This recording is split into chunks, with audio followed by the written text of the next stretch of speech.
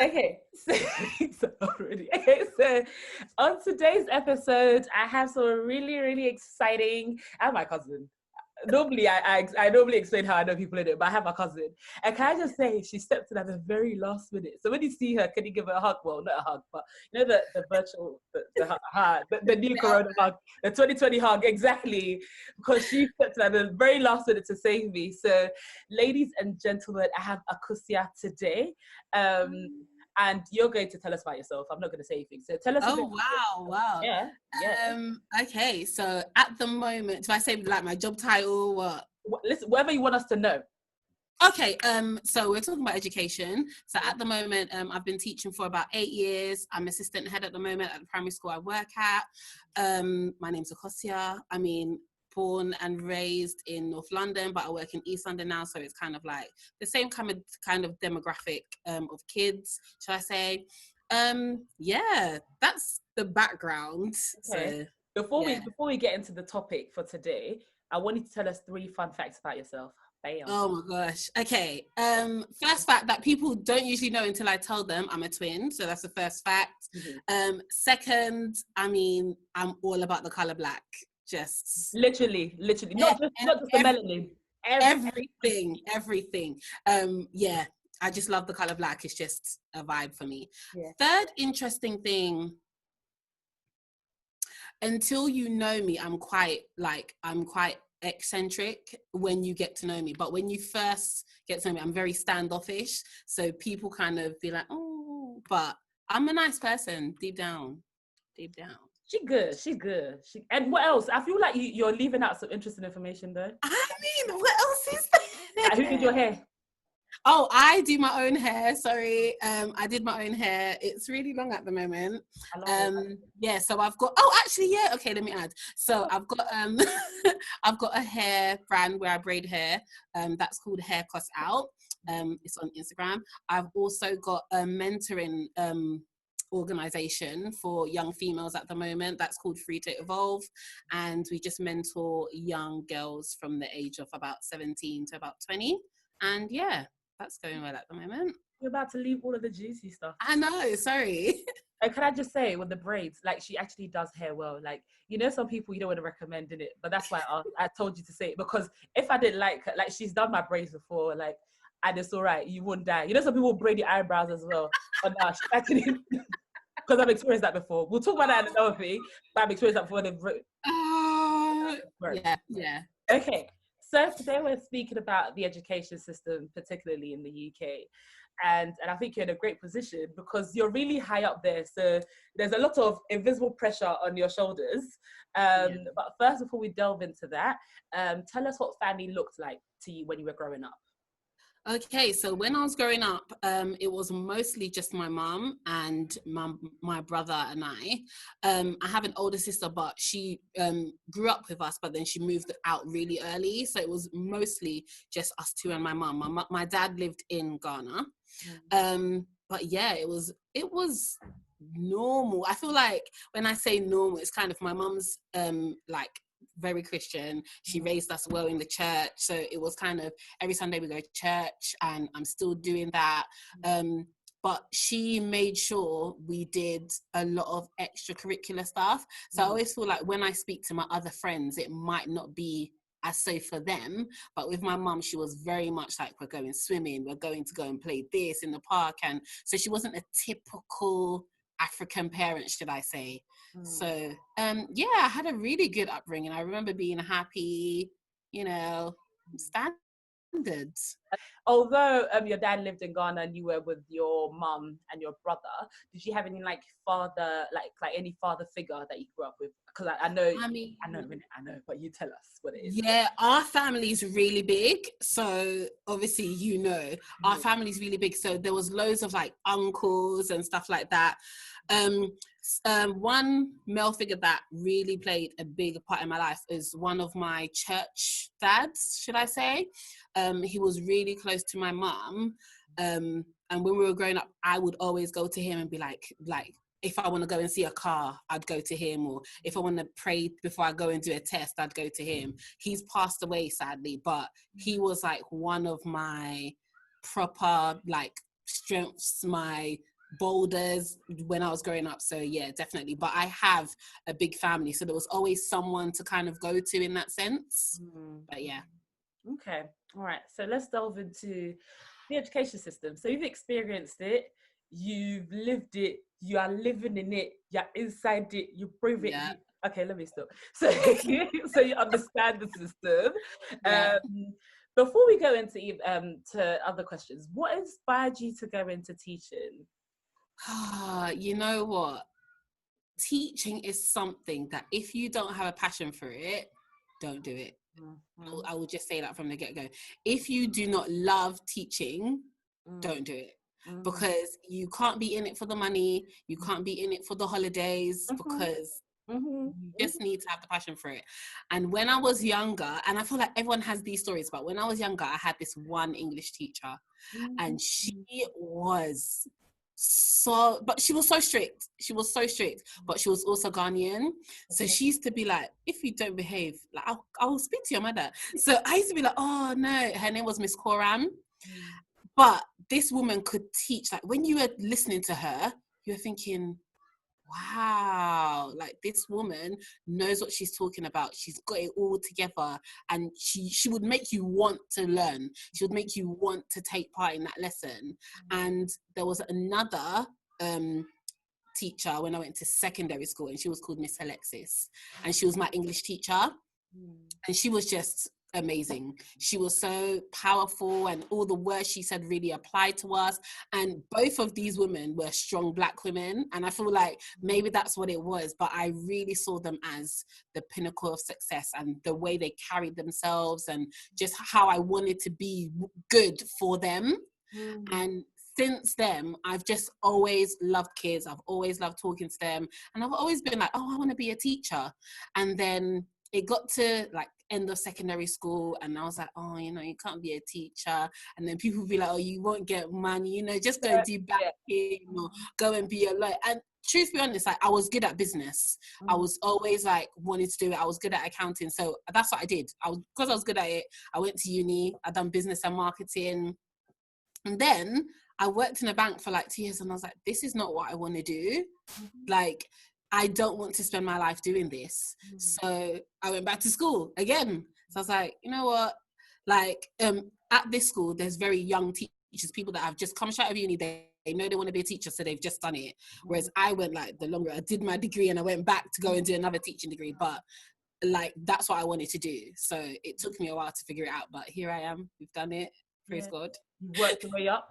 Mate. Well done. Okay. So you're aware of the different, I know you work in a primary school, but you understand the types of secondary school qualifications, GCSE, A, B, C, D, E, F, G, all of those things, you understand it. Are you aware of, well, sorry, not are you aware, do you think the different types help the children in terms of having like a lot to choose from, or do you think it's actually giving them too many options and thus like confusing them? You know what, I think there's an argument for both sides. So it's, yes, when it comes to these kids choosing what they want to do, they've come from primary where you're going to learn a lot of things, but it's you are told you are going to learn these things. There's no option of, do you want to learn Spanish or do you want to learn maths? It's, you're taught it, so you learn it. Whereas when you get to secondary school, year 9, all of a sudden it's like, oh, actually you get to pick from all of these things. And it is definitely, I mean, going from nothing to all of these options is going to be hard for anyone, let alone a child. But yes, so for anyone going from 0 to 10 things to choose from is going to be hard, let alone a child who's never done it before, let alone a child who might not have parents who know how to guide them in what choices they're going to make. So it is a lot for them to have. But then at the same time, it's like, actually, now I have a choice in what I want to do. Now I have a choice in how I can shape my future. I have a choice in what I'm passionate about. I can pick that instead of having to do something that everyone's always told me I have to do. So I think there are both sides to the argument. Yes, there are a lot, but there are lots of occupations out there that need different people in their jobs. Yes. So if you don't give them all the options, there's going to be one sector that doesn't have enough qualified people because they don't have that education. So very interesting point made there about like filling the gap essentially for every job, and the jobs are yet to be created as well. Because I mean, exactly. So in 2010, what was a vlogger? Like thank you. I've just about So accepted that word. everyone's doing that now. So now in university, you've got courses like videography. You've got all those. Yeah. And now it's like, oh, the ones that we had options for, yes, we've still got that. We've got more options coming. So it's always going to be a losing battle on both sides. But there's downsides, but also positives at the same time. So off the back of that, now that there's more of a variety of jobs and stuff, and of course things are very unpredictable. 2020 is a testament to how unpredictable things are. Well, do you think what do you think has to be changed in the education system? I'm not saying there should be a course for vlogging. I mean, there's media studies. I don't know how effective media studies was when I was in school. Side-eye. But do you think it needs to be start being taught from like primary school level? What do you think needs to be changed? I definitely feel, but I feel like the steps have been made to do this. I definitely feel that the things that we need to know need to be catered to. We need to always think 10 years in the future, which is hard because the people that are thinking 10 years in the future have lived 10 years and are in that way of thinking. So if I've lived a certain way, I'm not going to be thinking, oh my gosh, in 10 years there's going to be, it's harder for me to think of that, but it's our duty to think of that because the children that are now growing up are going to be living in that 10 years as their normal. Do you get what I mean? So yes, we have to start putting in things that that enable the children to live in a world where they're able to have those skills standard. So now, I mean, 5 years ago, coding on the computing curriculum wasn't even there. Now we're teaching it from year 1, year 2. So things like that definitely has to be made a change. And I think schools are making changes. It will take longer because obviously we need to go through curriculums. It can't just be, oh, you suddenly change it and everyone needs to do that. Because if they haven't learned it in year 1, they can't suddenly come to year 4 and be like, oh, let's learn that. They won't have any basis. So it is going to take a long time. But I do think schools are in a position where now they have more freedom and are able to do those things. I think it's a thing for leadership teams to think about what do our children need in the future and how are we going to give that to them. I like that. You really got it. Okay. So let's see. Do you think the current education system allows the child to dream and excel? Ooh, that is a hard one. Only because I'm a primary school teacher, so I'm this might be one-sided. Yeah. So I feel like in primary school, yes. Because in primary school, it's kind of, you're open to everything. They play, they imagine, they want to be whatever they want to be. And then in secondary school, it's kind of like, oh, you do this subject, you see loads of different teachers, you're in and you're out. Whereas in primary school, you build that relationship with the children that you have. So if they want to do something, you end up knowing what they want to do. And you're like, oh, well, in the future, you could do this or you could do that. And I think it's a bit more shaping their dreams. However, like we were saying before, there's more to choose from. So you could go to university and go to secondary school and pick something that's outside of the box and do that well. Although it needs to be said, education is not the be all and end all. You don't need to go to university to be successful. You don't need to go to college to be successful. And I think as adults or as people who are going to raise children in the future, we need to understand that as well, because there are some things that cannot be taught.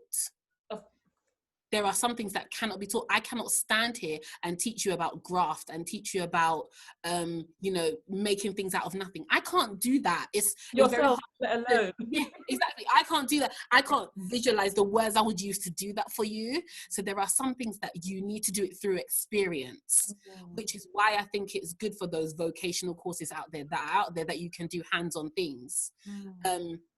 Even the teaching course that I did is very much in the classroom. I couldn't imagine doing it as a paper-based, but some people do. And we're all teachers at the end of the day, but there are different routes that everyone takes for everything. So I think that's where it comes in terms of options. That's good for them to have all those options, but there are some things that there can't be a course for. Yeah. I don't think there will ever be a course for being an influencer. So, but there are people that are very successful in being an influencer. Very. So those are the kind of things where it's like, actually, if you decide you want to be something and you're passionate about it, don't let anyone tell you that you need to go to university or college to do it. But at the same time, if you are going to do that thing, have a plan in place. Don't be, oh, I'm not going to university and let me sit there and do nothing. That's ridiculous. Do you get what I mean? So I think it just depends on the path you want to go in. But there also needs to be a support system in place. Like I was saying, my mum, whatever I wanted to do, she was like, if you want to do it, but do it well. Yeah, exactly. And I've always known that. It's always, if you want to do it. And I don't mind. I will support you 100%, but you do it and you do it well. Whatever you do, you put 110% in it. So there's never going to be a point where I decided, oh, I want to do this, but I'm not going to put anything into it. There needs to be that support system. If your child says to you, I want to do this, support them, but you tell them, put in the hard work. Don't sit there and be lazy. So, yeah. Okay. So that leads us to my next question. To what extent, what do you think should be taught at home and what should be taught at school? Because I think there's some, I see that the smile is, oh my God. Trying to hold your tongue. Yeah. I will call you back, okay? Anymore. I'm not going to pause it anymore because this is actually very hilarious. This is my life. Like, there's not a moment where you can go uninterrupted in this place. It just doesn't work. I think the question was, what do you think should be taught at home and what do you think should be taught at school? Oh, yes. Okay, so I think this is a big sticking point. I think some parents, I'm not saying all parents, some parents believe that most things should be taught at home. Now, most things should be taught at school. School. Now, not that I disagree with that, but I always believe whatever we teach at school, you should also reinforce at home. So as much as you can, because I do know some parents do not have the subject knowledge to do so. Great, that is fine. I'm not penalizing anyone for not knowing how to do, I don't know, long multiplication. However, you need to set the standard of, you've been doing that at school, so practice at home. Even if I'm not helping you to do it, you still need to practice. Not that you come home and you do nothing because you learn at school. School and home should be, I don't know how to say it, like they should work hand in hand. Exactly. They should correlate. They should correlate, because I always feel like that your children need to know that you have the same expectation for them as their teacher does. I should never have a high expectation of your child, because then the balance of power is moved, because then it becomes anything to do with learning, Akosua is going to deal with that. Anything to do with home, I'm going to deal with that. No, there should be a relationship that anything to do with learning, I can approach you and you also put in work.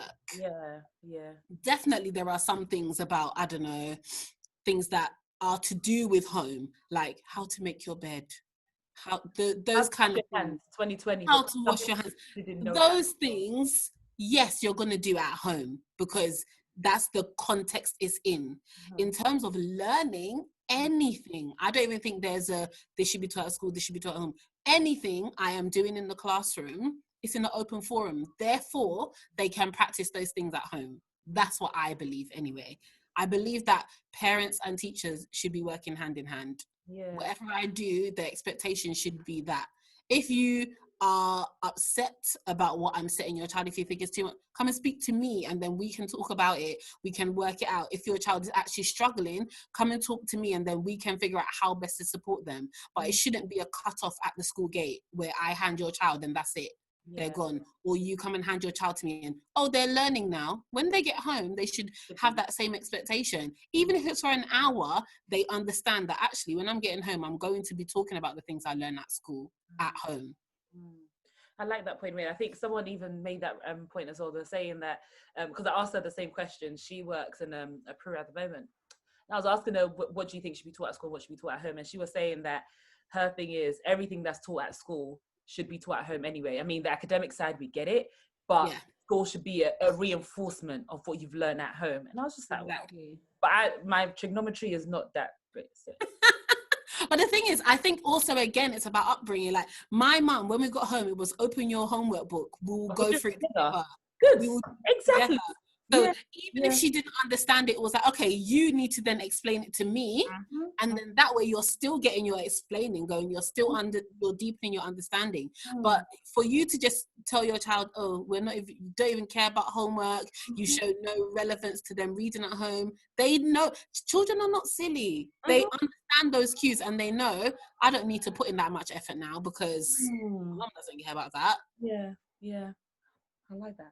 We need to be quick, don't we? Okay, so next one is what are your thoughts on homeschooling?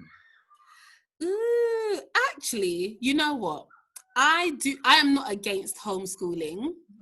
I just think because some people that homeschool their children, they come up with their own sort of curriculum in what they think their child needs to learn to succeed. And that knowledge is based on their experiences as an adult. They base it on, actually, this is what I use, so this is what I'm going to teach my child. I have nothing against that. What I think they need to do as a homeschooling parent is put boundaries in place. So I know some people don't have that kind of, this is school time and then this is home time. I think if you blur those lines, it becomes difficult for you as a parent to be able to establish a kind of expectation of, this is school, we're learning now. I'm not your mum now, I'm your teacher. There's a difference between your mum and your teacher. Do you know what I mean? So I think they need to get that balance. They also need to do research on the basic skills children need to know. So if it is, I don't know, writing and they need to know this amount of words by this age, they need to be able to do their research to say, my child needs to also need to do that, or come up with a way that they know their child is doing well compared to other people, because there's certain milestones in life that they should have met, and as you're teaching at home, you won't have that class thought about it. You won't know what other children their age should be doing. And yes, you shouldn't need to measure them as such, but you should know that you're on the right path. So I think it just takes, for someone that's doing homeschooling, do your homework.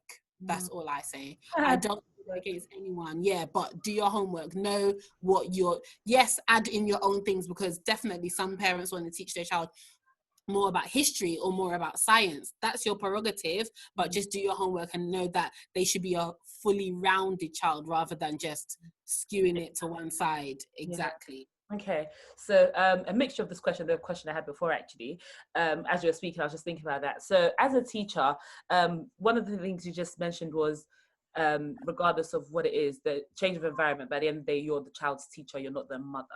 And there are instances where some children do go through some experience at home where they feel like they find their parents in school. What would you say to a parent in this, a potential parent who, like, maybe they'll go home and instead of calling the, like, they probably have a child who will call their teacher mum accidentally because of the bond they built? What would you say to that parent? What would you say to fellow teachers that might be in a similar situation? I think it's important for you to address the parent's emotion first of all, because it's either that the parent will be happy that their child feels that comfortable with you as their safe place, as their secure place, because they know, I go to school every day, my teacher's there every day, they're there for me. It's either the parent's going to be really happy about that, or the parent's going to be upset about it. Now, if the parent's upset about it, as a teacher, there's nothing I can do to alleviate your feeling of upset, because I haven't done anything in addition to my role to make your child feel this way. So my thing would be, you need to definitely sit down with the parent and just say, these are the things I have been doing. I haven't gone above and beyond in any way to make your child feel this way. If they feel safe with me, that's a positive thing. Mm-hmm. So you need to bring to light the fact that that is positive. You are going to be that person for them. Now, you as a teacher and a parent, you need to then come up with next steps to help them build a relationship. So in my school, for example, we've got a program called Strengthening Families. And it's all about helping children build relationships with their parents, what parents can do outside of school that helps the child to kind of build a bond with them, kind of having one-to-one time. Then if the parent does have an issue with it, it's about, okay, that your child has built that relationship with me. We cannot destroy it. If we destroy it, that's even worse. So let's maintain that relationship, but let's also bring your relationship to the same standard, if not more. So it's about helping that parent in order to build a relationship. Some of them might not know how. It's not natural for everybody. And you need to accept that some parents don't know how. So it's about giving them the help that they can to build that relationship. That's what I would say, really. And how do you draw the line? When do you, not even how, when do you draw the line? When do you feel like you're getting too involved? Because I think that's one worry that potential teachers coming into the game feel, like myself included, where like you're really involved and you find that actually you're doing the most. Like there's passion and there's like, I don't know. I think it's all about your moral compass. I feel like every class you have is different, and every relationship you have with a child is different. I can never say I've liked one class more than the other. I've liked different things about each class, but they all have a separate place, and there's always going to be a part where you love them so much you don't want to see them go. Teaching year 6 has been a totally different experience for me than teaching year 1. When I taught year 1, I know that class is leaving me, but I will see them in school. I'm going to see them go to year 2, year 3. I will see them grow. That's different. So by the time they go from year 1 to year 6, I've known you for 6 years. You are basically in my life. I know you so much. I know everything about you. In year 6, the first time I went to year 6, them leaving the school hit me so hard, because I was like, I'm not seeing these children again. I won't see them daily. I might not see them for the whole year. I'm not seeing these children again. It's different, because like your parent, like let's say you've just given birth to a child, and for 1 year you've been with them every day apart from weekends, and then next thing you know, they're 2 years old and they're gone. That's it. I'm not seeing you again. So it's different. I think as teachers, we're always going to have that special bond with our kids. I don't think it's ever going to be, I overstep too much. Yes, there might be a point where you're like, actually, I'm making judgments based on my own opinion that is not in the best interest of the child. There's going to be no one, because no one else knows what's going on in your mind. There's going to be no one that can tell you not to cross that line. As a professional, you need to know when to stop. I think that's what it is, because there's never going to be a point where someone, unless someone sees my action and says, actually, Akosua, hold up, you're not acting in the best interest of the child. But as a professional, that should be your utmost thing, to act in the interest of that child. Whatever you're doing, that child needs to be at the forefront, and you need to make decisions based on that. Whether it's reporting something or whether it's putting something extra in place, you need to have what is in the best interest of this child, and I'm going to do that. Okay, second to last question, I promise. What do you think should be what do you think can be done to improve the education system? Because you're at the nurturing stage, isn't it? So this is pressure. What do you think can be added? What spice do you think can make this sweeter? There's two major things that I believe. There are so many things. Let's not get started. There are so many things that we can do to make improvements, because nothing is ever perfect. Of course. Nothing. So I think there's so many ways you can make improvement. The two that are forefront for me personally, only because I feel so deeply about it, is learning about Black and British history. Oh yes. That for me is something that we as Black professionals need to be like high flying, making it aware that yes, this is what we want to do. I'm blessed to be in a school where we do those kind of things already, but I know there are schools that do not, because it's not part of their curriculum. So I think that is definitely something that children need to learn. I think they need to learn about racism and the different colors of people's skin, the different religions that there are, just learning tolerance and acceptance of other people's beliefs. You're not going to believe the same as everyone all the time. But from a young age, you need to know, actually, it's acceptable for her to believe something different than I do. And me to not hate her or me to dislike her because of this. So I think it's about unlearning that. It is something that is taught. But again, that's something that home and school, you need to be learning the same thing. Yeah. And the second thing is about taking the nurturing feel of a primary school more into secondary school. I think it's really hard for a child to go from primary school where they've known the same teacher for a year at least. They've been with the same children, yet they've been with the same children for probably 8 years of their life, to go straight into secondary school where it's like, I'm going to this class and then I'm going to this class and I have new friends here and I have a different teacher for every single subject and every single subject teacher is going to give me homework. It's really, really hard. And I think we do our best in year 6 to prepare them for that change. But I think it would be really good to kind of have a transition moment. Lots of secondary schools do it, not all of them do, again, to just kind of have that kind of, let's smoothly go into the change rather than just being exactly. But yeah, I think there are loads of changes we can make. If we're going to talk about changes, we could be here forever. But I think it's a changing curve, and I do think primary schools are making changes slowly but surely. So yeah. And then, I feel like let's see. Okay, we can do this as quickly as possible. What would you, parting words? So, what advice would you give to the past gen, to our parents, really, with regards to education and the system, number one? And what advice would you give to the present gen, so our peers, those that have just started having families or have children in their, like, basically like godchildren,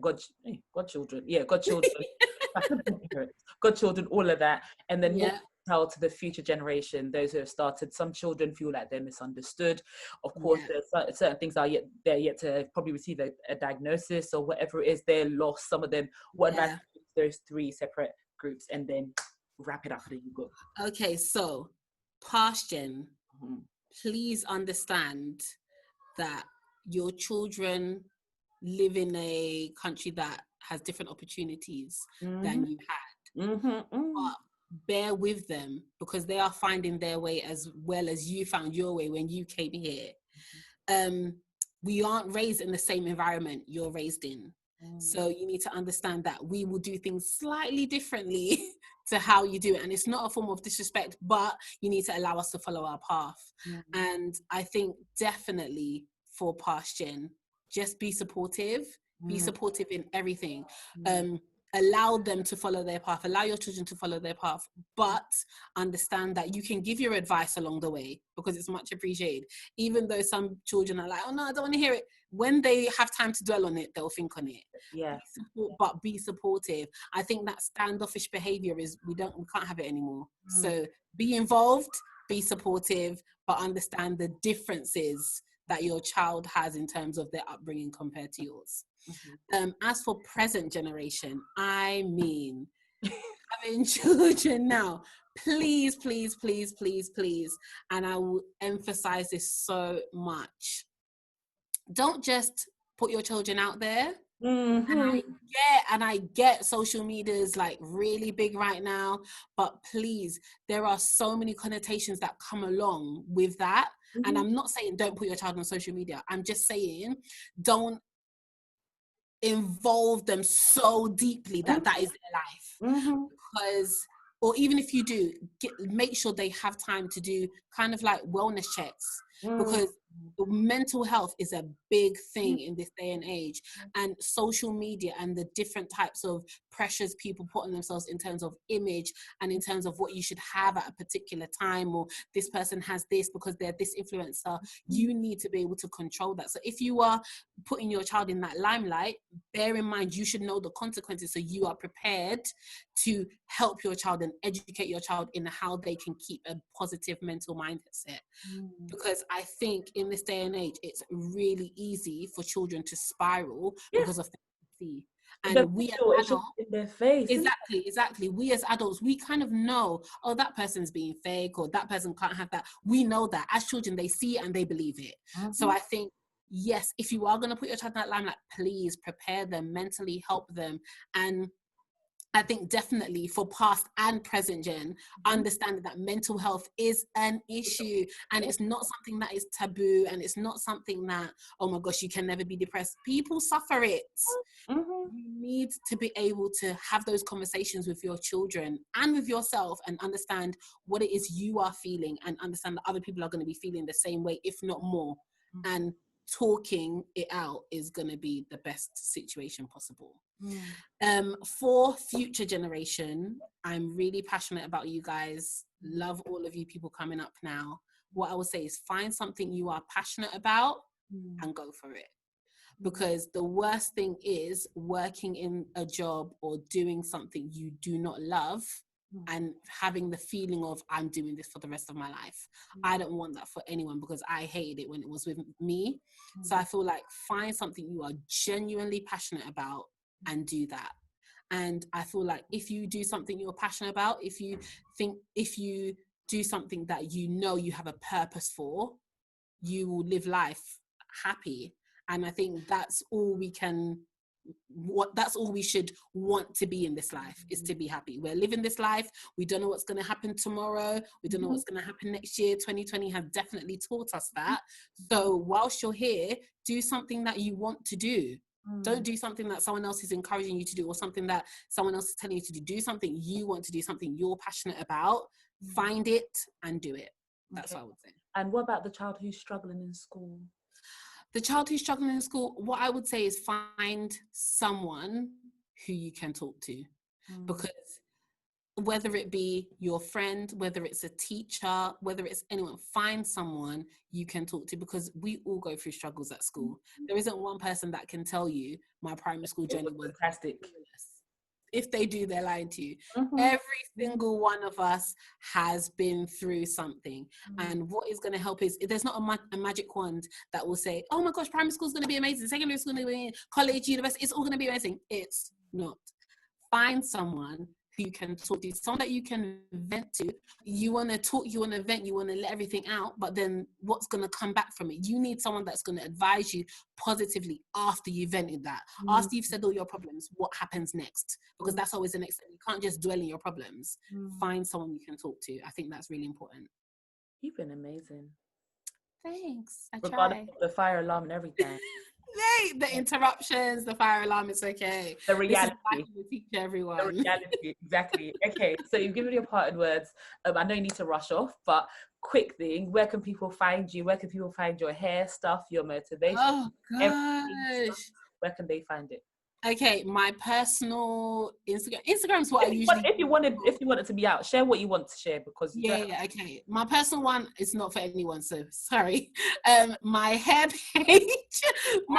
page is Hairkosout, so HAIRKOSOUT. That's where you can do all my hair stuff. My Free to Evolve page is the mentoring organization Free FREE to TO Evolve EVOLE. I was saying she were going to spell that wrong. I was like, God, please, she spelled in my head I was like, the letters. But yeah, Free to Evolve, that's just about posting positivity and helping others. So if you want a mentor, if you are one of those people that you want someone to talk to, just message, send anything, and we'll be there 24/7. But yeah, I mean, make moves. Anyone who wants to be a teacher out there, do it. We need more great teachers out there. We need them up and coming, helping the children of the next generation.